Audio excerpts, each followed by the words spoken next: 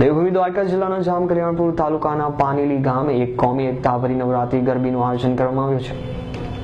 પાનેલી ગામ વર્ષોથી એક પ્રાચીન ગરબીનું આયોજન વર્ષોથી થાય છે।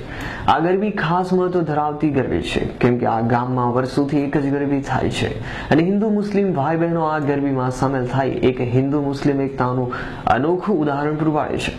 પ્રાચીન સંસ્કૃતિને ઉજાગર કરતી આ ગરબી આજે પણ માની આરતીથી શરૂઆત થાય છે અને દેશી ઢોલ શરણાઈના તાલી ગરબા રમાય છે।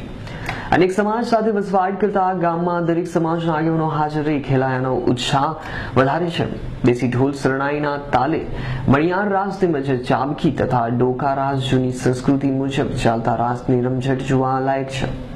ન્યૂઝ ટીમને વિશેષ આમંત્રિત કરતા પાનેલી ગામે ન્યૂઝ ટીમનો આભાર વ્યક્ત કર્યો અને ન્યૂઝ ટીમને પ્રાચીન સંસ્કૃતિ સમા જૂના ચોરણી અને આંગળીની યાદગીરી આપી સન્માન કર્યું અને ન્યૂઝ ટીમે ગરબી રમાતી બાળાઓને રોકડ પુરસ્કાર આપી પ્રોત્સાહિત કરી હતી। આ તકે ગામના અગ્રણીઓને આગેવાનો ન્યૂઝ ટીમને બિરદાવ્યા હતા।